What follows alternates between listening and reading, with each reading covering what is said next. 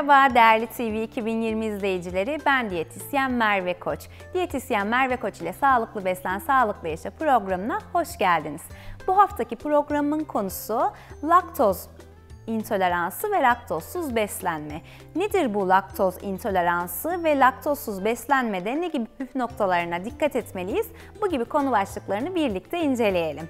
Laktozsuz beslenme, laktoz intoleransı olan bireylerin beslenme sisteminde tamamen laktoz içeren besinleri beslenmesinden çıkardığı beslenme sistemidir. Laktoz intoleransı, süt veya süt ürünlerinde bulunan laktozun laktaz enzimi tarafından vücutta gerçekleşmesi gerekirken laktaz enzimi yetersizliği ya da aktivitesinin gerçekleşmemesi ile vücutta sindiriminin gerçekleşmemesi sebebiyle gastrointestinal bir sindirim problemidir aslında. Vücudumuzda şişkinlik, hazımsızlık, mide krampları, bağırsak rahatsızlıkları, ishal gibi belirtilerle kendini göstermektedir. Süt ve süt ürünlerinde bulunduğu için bu gibi besin gruplarını tükettikten yarım saat sonra veya 2 saat süreye kadar kendini bu semptomlarla net bir şekilde belli eder. Evet, laktoz nedir peki? Laktozu daha detaylı olarak bahsedecek olursak, laktoz süt şekeri doğada sadece süt ve süt ürünlerinde bulunan disakkarit formunda bir şeker türü. Vücudumuzda bağırsaklarda salgılanan enzim tarafından, yani belirtmiş olduğum gibi laktaz enzimi tarafından parçalanır. Aslında laktoz vücudumuzdaki enerji kaynaklarından biridir. Bebeklik döneminde beyin ve sinir dokularının gelişmesinde, çene ve diş sağlığının gelişmesinde ve B vitaminlerinin sentezlenmesinde aslında önemli bir rol oynar. Laktoz intoleransı, sütte bulunan doğal karbonhidrat olan laktozun sindirilememesinden kaynaklı olarak vücudumuzun gösterdiği bir tepki sistemidir aslında.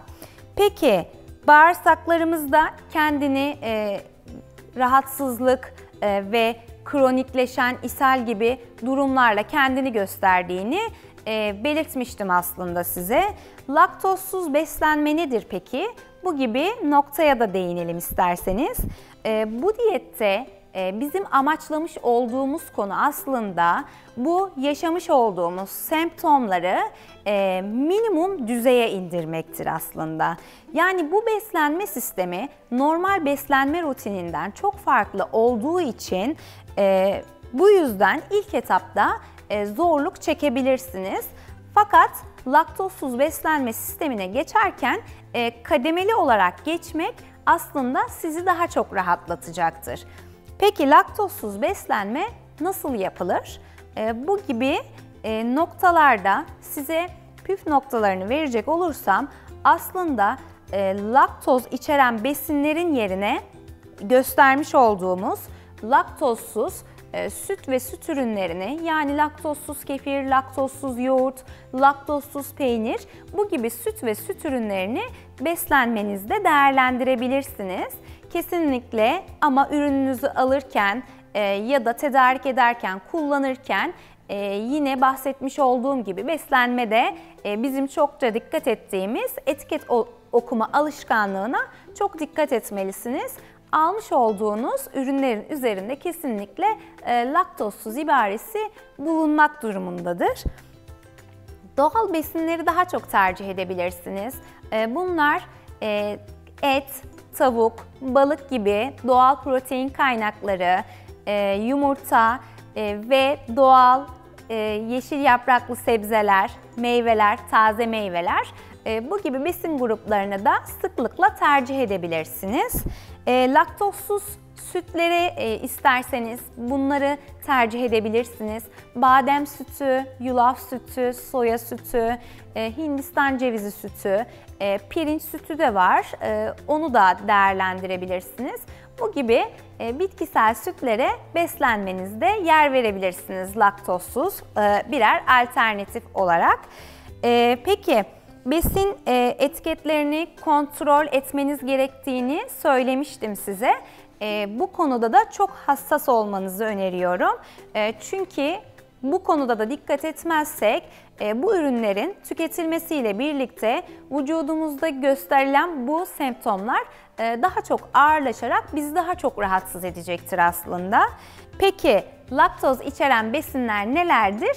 İsterseniz bunlara biraz örnek vereyim. Süt ve süt ürünlerini içeren bütün besinler laktoz içerir. Süt tozu, krema, sütle ya da krema ile hazırlanmış çorbalar, kekler, bisküviler, pastalar bu gibi gıdalarda laktoz bulunmaktadır aslında. Peki laktoz içermeyen besinler nelerdir? Neler tüketebiliriz daha çok? Yine protein kaynakları olan kırmızı et, tavuk eti, hindi eti, balık bunları tercih edebilirsiniz. Söylemiş olduğum gibi bitkisel sütleri ve bunları tüketmek istemiyorsanız laktozsuz sütleri, laktozsuz yoğurtları bu gibi besin gruplarına beslenmenizde yer verebilirsiniz. Beslenme düzeninde laktozsuz beslenmeye geçiş yapıldığında intolerans sebebiyle ortaya çıkan hazımsızlık ve gaz gibi durumlar aslında ortadan kalkacaktır. Bu gibi vücudumuzdaki değişkenliği siz de aslında rahatlıkla gözlemleyebileceksiniz ve bir süre sonra alıştıktan sonra zaten vücudunuz artık adapte olacaktır ve laktozsuz beslenmek de size artık kolay gelecektir diye umuyorum dikkat ettiğiniz sürece. Bağırsak hareketleri dengeye girer. Yeri geldiği zamanlarda bu semptomların arasında mide bulantısı da kendini göstermektedir. Mide bulantısı da ortadan kalkar. Özellikle söylemiş olduğum gibi süt ve süt ürünlerini tükettikten sonra. Peki laktozsuz beslenmenin zararları nedir? Ben normalde vücudumda böyle bir intolerans yoksa laktozsuz beslensem benim için daha mı sağlıklı olur gibi düşünce de sizin kafanızda oluşabilir. Hayır, kesinlikle süt ve süt ürünleri bizim için vazgeçilmez besin kaynaklarıdır, kalsiyum kaynağıdır. Özellikle gelişim döneminde çocuklarda kalsiyum depoları için çok önemlidir. Eğer intolerans durumunuz yoksa diyetinizden çıkarmak sizin için çok da sağlıklı olmayacaktır açıkçası. Kendiniz vücudunuzda herhangi bir intolerans durumu olmadığı sürece laktozsuz beslenmeyi de tercih ederseniz vücudumuzda kalsiyum eksiklikleri, D ve B vitamini eksiklikleri ve protein yetersizlikleri de görülerek karşımıza çıkabilir. O yüzden herhangi bir intolerans durumunuz yoksa kesinlikle laktozsuz beslenmenize gerek yoktur. Bunun dışında size bahsetmek istediğim, bana da gelen sorularla size birkaç genelleme yaparak size laktozsuz tarifler hazırlamaya geçmek istiyorum. Laktoz sağlık için birçok faydası bulunan vücudumuzda süt ve süt ürünlerinin yapı taşıdır aslında. Buna karşılık olarak intoleransı olan kişilerde şişkinlik, gaz, ishal gibi farklı gastrointestinal sistemlerle karşımıza çıkmaktadır. Laktozsuz beslenmede laktozsuz sütler kilo verdirir mi peki? Bu gibi noktada aslında laktozsuz beslenerek daha az kalori alımı sağlayamazsınız. Çünkü hemen hemen süt ürünlerinin ve diğer benzeri ürünlerinin kalorileri hemen hemen birbirine yakındır aslında. O yüzden kendinizi laktozsuz beslenerek daha sağlıklı olacağınıza ya da kilo kaybedeceğinize şartlandırmanıza gerek yoktur. Peki laktoz intoleransını nasıl anlarız ve testi nasıl yapılır? Aslında bu konu da bizim için önemli. Vücudunuzda bazı semptomların olduğunu hissediyorsunuz, görüyorsunuz. Fakat acaba bende gluten hassasiyeti mi var, laktoz hassasiyeti mi var, intoleransı mı var? Bu gibi noktalarda tamamen bir testle ilerlemek daha sağlıklı olacaktır tabii ki. Hidrojen solunum testi ve laktoz tolerans testi gereklidir tanı faktöründe. Bu gibi testlerle aslında vücudumuzda hangi problemlerin olduğunu göstererek ilerlemek daha sağlıklı olacaktır bizler için. Peki bana sorulan sorulardan birisi de yoğurtta laktoz var mı? Evet, yoğurtta laktoz vardır.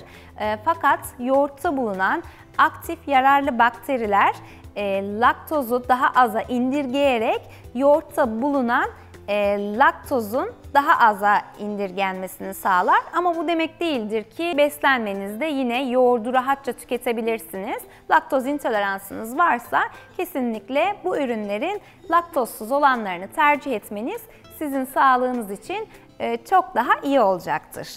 Evet, isterseniz diğer sorulardan devam edelim. Laktoz bitkisel mi gibi sorusu da gelmektedir bana. Hayır, laktoz sadece hayvansal kaynaklı olmaktadır. Bitkisel ürünlerde laktoz bulunmaz. Peki hangi laktozsuz süt daha iyidir? Buna değinecek olursak bu noktada badem sütü var, soya sütü var, Hindistan cevizi sütü var ve yulaf sütü var. Bunlardan isterseniz siz damak zevkinize hangisi daha çok yatkınsa ve hangisinin içeriği sizin vücudunuz için daha iyi olacağını düşünüyorsanız onu tercih edebilirsiniz. Badem sütünün içerisinde B12 ve ek olarak D vitamini bulunur. Yulaf sütü içerisinde yağ oranı en düşük olan bitkisel süttür. Soya sütü içerisinde proteini en yüksek olan bitkisel süttür ve Hindistan cevizinin sütünün içerisinde de kalsiyum oranı en yüksek olan bitkisel sütlerdir. Siz dediğim gibi hangisi sizin vücudunuz için daha sağlıklı olacağını düşünüyorsanız ve damak zevkiniz de tabii ki önemli, ona göre süt tercihinizi yapabilirsiniz. Ya da bu bitkisel sütleri kullanmadan laktozsuz sütleri de direkt olarak beslenmenize ekleyebilirsiniz. Peki kalsiyum, bu noktaya da değinmek istiyorum. Laktoz intoleransı olan bireylerde bu durumda bazı kişilerde kalsiyum yetersizliği de görülebilir. Süt ve süt ürünlerinin içerisinde bulunan kalsiyum bizim için çok kıymetli olduğu için bu gibi intolerans durumunda beslenme yetersizliğine de bağlı olarak kalsiyum yetersizliği görülebilir. Bu durumda takviye de alabilirsiniz ve bir uzmandan danışmanlık olarak testlerinizi yaptırarak daha sağlıklı da ilerleyebilirsiniz. Yeri geldiği noktalarda da belirtmiş olduğum gibi takviye alarak vücudunuzu daha sağlıklı hale getirebilirsiniz. Bu durumda B12 ve D vitamini gibi vitaminler de bizim için çok önemli. Bu vitaminlerin eksikliklerinin vücudumuzda olup olmadığına dair testleri de sıklıkla yaptırmanızı sizler için öneriyorum. Evet, laktoz intoleransı durumunda bahsedeceklerim aslında genel olarak bu konu başlıklarıydı. Sizlere isterseniz güzel tarifler hazırlamak istiyorum birlikte. Sizin de evde uygulayabileceğiniz ve aslında evde pratik olarak da hazırlayabileceğiniz tariflerle karşınızda olacağım. Birazdan hazırlamaya geçelim isterseniz. Evet, ben size şimdi kahveli, laktozsuz bir puding hazırlamak istiyorum. Birlikte hazırlayalım. İçerisinde laktozsuz süt kullanacağım. Badem sütü kullanmayı tercih ettim ben. Söylemiş olduğum gibi bu gibi sütler tatlılıkları kendi aralarında değişkenlik gösterir. İstediğinizde kullanabilirsiniz aslında. Bir su bardağı önceden ısıtılmış sütümü ekliyorum kabımın içerisine. Evet, ekledim. Ve 2 tatlı kaşığı içerisine granül kahvemi ekleyeceğim. Hemen kahvemizi de ekleyelim içerisine. 2 tatlı kaşığı kadar olacak şekilde. Kahve de bizi dinç tutmaya yardımcıdır. ve vücudumuzda metabolizmayı hızlandırmaya yardımcıdır. 2 tatlı kaşığı kadar granül kahvenizi eklemeniz yeterli olacaktır. İçerisine enerji vermesi açısından ve vücudumuzda enerji kaynağının da sağlanması açısından bal kullanacağım. 1 yemek kaşığı kadar da kullanacağım bal yeterli olacaktır. Balımı da ekliyorum içerisine. Evet. Balımızı da ekledik. İçerisine chia tohumları eklemek istiyorum. Daha önce programda da anlatmıştım size chia tohumunun faydalarından ve hazırlayabileceğimiz tariflerden. Şimdi pudingimin içerisine chia tohumlarından da ekleyeceğim. İçerisine 4 tatlı kaşığı chia tohumu eklemem yeterli olacaktır. Chia tohumlarımız, yine hatırlatmak istiyorum size, bitkisel omega 3 içeriğine sahip, sindirimimizi düzenler. Aynı zamanda laktoz intoleransı da bir bağırsak problemi olduğu için bu anlamda beslenmeniz de önemlidir. Bağırsaklarınızı rahatlatır ve sindirimi de düzenler aynı zamanda. Ve glisemik indeksinin düşük olması sebebiyle tok tutması açısından da bizim için çok önemli. Ve içerisine bir çay kaşığı kadar olacak şekilde aroma vermesi açısından vanilya özü ekleyeceğim. Çok fazla miktarda eklemenize gerek yok. Zaten tadı baskın olan bir aroma. Ve içerisine vanilya özütümü de ekledim. Ve içerisine az miktarda da çikolata taneleri ekleyeceğim. 1 tatlı kaşığı kadar da rendelenmiş çikolata tanelerimden ekleyeceğim. Vücudumuzda magnezyum açısından da bizim için çikolata önemli bir yere sahip ve yapılan çalışmalar vücudumuzdaki mutluluk hormonunu da artırdığını gösteren yönde. 1 tatlı kaşığı kadar da içerisine rendelenmiş çikolatamı ekledim. Evet, şu anda kahveli pudingim hazır, fakat buzdolabında beklemesi gerekiyor. İçerisinde o chia tohumlarının jelleşmesi için ve puding kıvamına gelmesi için isterseniz biraz karıştırdıktan sonra buzdolabına ekleyerek hazır hale gelmesini bekleyebilirsiniz. Ara öğünlerinizde laktozsuz bir alternatif olarak sizin için güzel bir seçenek olacaktır. Kahveli ve laktozsuz pudingimiz hazır şu anda. Evet, diğer bir hazırlamak istediğim ürün ise laktozsuz meyveli parfe. Parfemi de ben yoğurtla hazırlayacağım. Hemen laktozsuz yoğurdumu alıyorum. Özellikle tabii ki laktozsuz olmasına özen gösteriyoruz. Ve içerisine granolamı ekleyeceğim. Hemen birlikte hazırlamaya başlayalım sizinle parfemi. Şöyle daha görünecek malzemelerin de görüneceği bir kaba hazırlayalım isterseniz. İçerisine yoğurdumu ekleyeceğim. 4 yemek kaşığı kadar laktozsuz yoğurdumu ekliyorum. İsterseniz böyle katman katman da yapabilirsiniz. Yoğurdumu ekledim. 1 yemek kaşığı daha ekliyorum. Arasına muz ekleyebilirsiniz. Potasyum kaynağının olduğunu daha önceki programlarda da söylemiştim size. Ve farklı meyveleri de ekleyebilirsiniz. Arasına orman meyvelerini de ekleyebilirsiniz. Antioksidan kaynağını. İsterseniz kuru yemişleri, tohumları ve kayısıları, hurmaları da ekleyerek o kadar çok detaylandırabilirsiniz ki. O tarz parfeleri mesela cennet hurması da çok güzel oluyor. Tabii ki mevsiminde özel. O şekilde de değerlendirerek hazırlayabilirsiniz. Şimdi ben granolamı da ekleyeceğim arasına. Biraz granolamı da ekliyorum. Tabii ki ev yapımı granola kullanıyorum. İçerisinde şeker oranı çok düşük ve daha sağlıklı olması sebebiyle granolamı da ekledim içerisine ve incir ekleyeceğim. İncir de bizim için beslenmemizde önemli meyvelerden. İçerisine ama tatlılık oranı biraz yüksek olduğu için diyabet durumu olan bireylerin porsiyon kontrolüne dikkat ederek kullanması gerekmektedir. İçerisine bu şekilde minik dilimlemiş olduğum incirlerimi ekledim. Yoğurdumu ve granolamı tekrar bir katman olarak daha hazırlayacağım içerisine. 2 yemek kaşığı kadar tekrar yoğurdumu ekliyorum. Arasında meyveler de tükettiğinizde size farklı bir tat yaratacak ve daha çok tüketmenizi de sağlayacaktır. Evet, yoğurdumu tekrar ekledim ve granolamı da tekrar ekliyorum içerisine.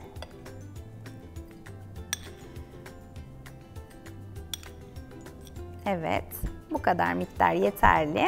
Hemen incirlerimden de tekrar eklemek istiyorum. İsterseniz biraz daha alt katmana 4 dilim eklemiş olduğumuz için miktarı da azaltabilirsiniz.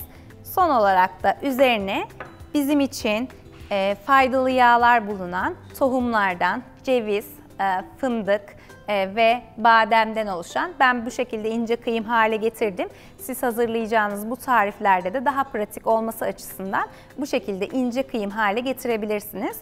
Üzerine bir tutam kadar da eklemeniz yeterli olacaktır. Evet, laktozsuz meyveli parfemiz de şu anda hazır.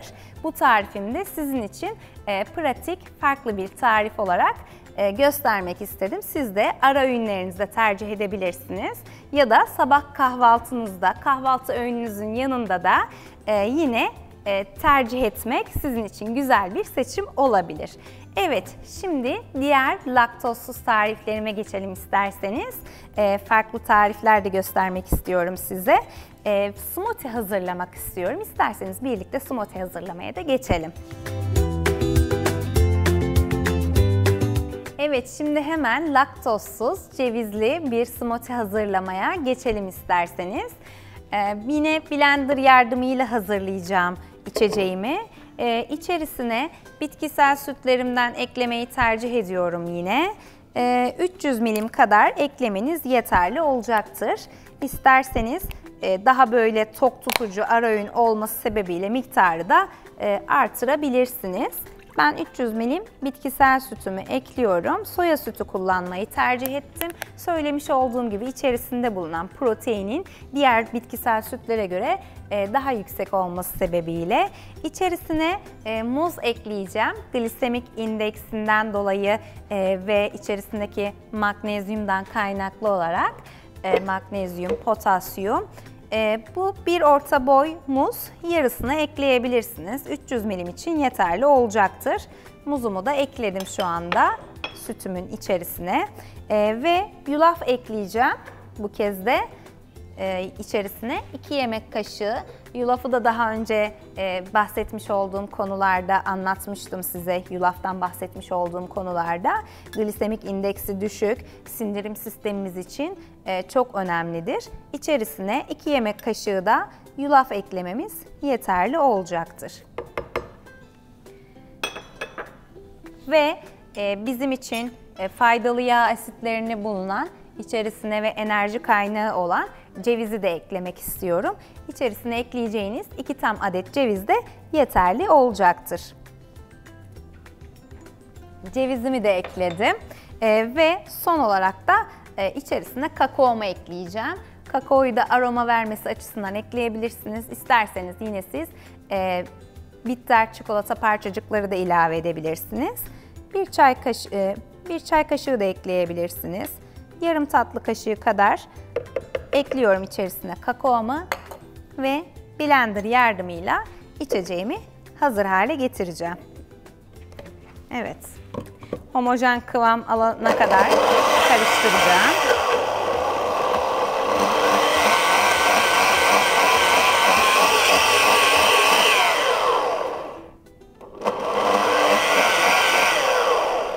İçerisine çok ağırlıklı katı maddeler koymadığım için kısa bir süre karıştırmam yeterli oldu ve şu anda smoothie'm de hazır.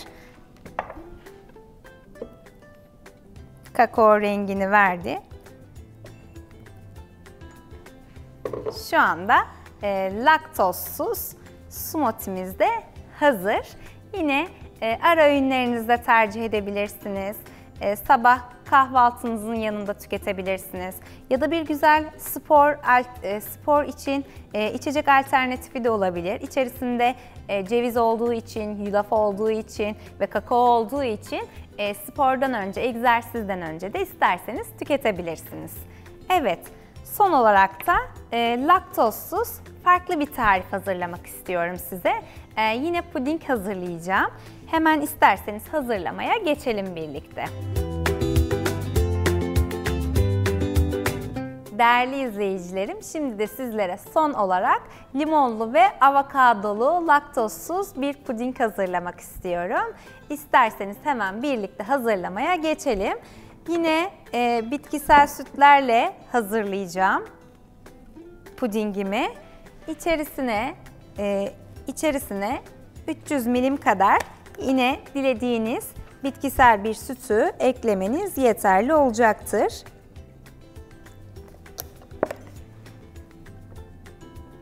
Evet. İçerisine limon kabuğu rendesi ekleyeceğim.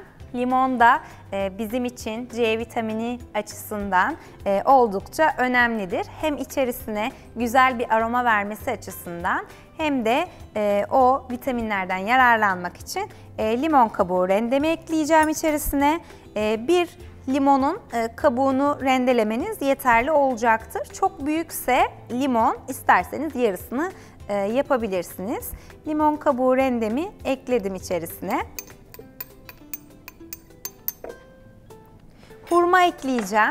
Bizim için glisemik indeksi ve vücudumuzda dengede tutması için, kan şekerimizi dengelemesi için ve o tatlı isteğimizi baskılamaya yardımcı olması açısından içerisine hurma ekleyeceğim. Siz ıslatıp da tercih edebilirsiniz hurmanızı. İçerisine bir adet çekirdeğini çıkartıp hurmamı ekliyorum şu anda. Evet, bu şekilde küçük parçalara da ayırabilirsiniz. Blenderıma ekledim. Yarım olgunlaşmış avokado ekleyeceğim içerisine. Faydalı yağ asitleri bakımından avokado da bizim için beslenmemizde çok önemli olduğunu hep vurguluyorum sizlere. Yarım avokado eklemeniz yeterli olacaktır. Tok tutuculuk özelliği yüksektir avokadonun. Salatalarınızda, kahvaltılarınızda lütfen tüketmeyi ihmal etmeyin avokadoyu. Ve içerisine toz zerdeçal ekleyeceğim. Bizim için anti-inflamatuar bir baharat. Kansere karşı koruyucu, vücuttan iltihabın giderilmesine yardımcı ve çok önemli kansere karşı koruyucu. Özellikle bu bağışıklık sistemimizin de düştüğü dönemlerde bağışıklığımızı güçlendirebilmek adına çorbalarınıza, salatalarınıza, yemeklerinize ekleyebileceğiniz bağışıklığı güçlendirmek adına önemli bir baharat. İçerisine bir tatlı kaşığı kadar da toz zerdeçalımı ekliyorum. Toz zerdeçalımı da ekledim içerisine. Yine vanilya özütümü kullanmak istiyorum. O puding tadını alabilmek için tatlılık aromasını verebilmesi açısından bir çay kaşığı kadar da vanilya özütümü ekledim içerisine. Yine chia tohumumu da eklemek istiyorum. Puding kıvamına gelmesi bakımından, jelleşmesi adına ve faydalarından yararlanabilmek adına içerisine 2 yemek kaşığı kadar da chia tohumlarımdan ekliyorum. İsterseniz keten tohumu da ekleyebilirsiniz içerisine. Keten tohumu da güzel bir alternatif olacaktır sizler için. Şimdi kullanmış olduğum malzemelerim evet hazır. Fakat isterseniz içerisine yine böyle tohumlar ekleyebilirsiniz, kuru yemişler ekleyebilirsiniz. Bu kez hem besleyicilik özelliğini de daha çok artırabilirsiniz. Ben az miktarda da Hindistan cevizi cipsi eklemek istiyorum içerisine. Az miktarda bu Hindistan cevizi aroması da vermesi için pudingimde Hindistan cevizi cipsimi de ekledim içerisine. Böyle bu şekilde Hindistan cevizinin rendelenmesiyle ve kurutulmasıyla elde edilmektedir. Siz de ara öğünlerinizde de tercih edebilirsiniz. Aynı zamanda içeceklerinizde de hazırlarken kullanabilirsiniz. Şu anda pudingimin malzemeleri hazır. Yine blender yardımıyla karıştıracağım pudingimi. Pürüzsüz bir kıvama gelinceye kadar karıştırmam gerekiyor.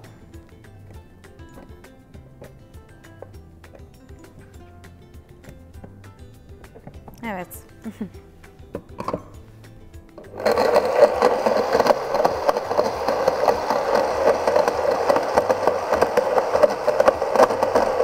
Evet, içerisine avokadoyu ve kuru hurmayı da koyduğum için biraz daha homojen bir kıvam hale gelmesini bekliyorum.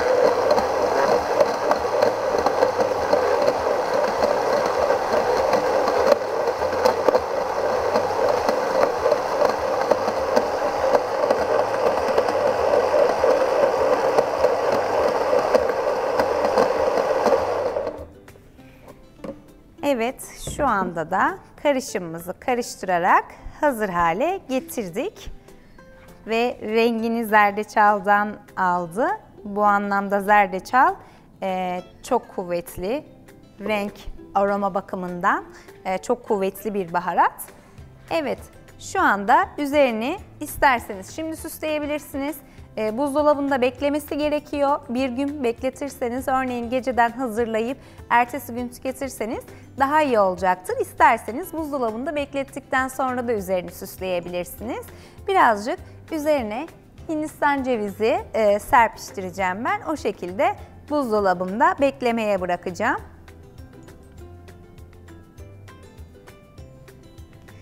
Evet, şu anda avokadolu, laktozsuz, zerdeçallı pudingimiz de hazır.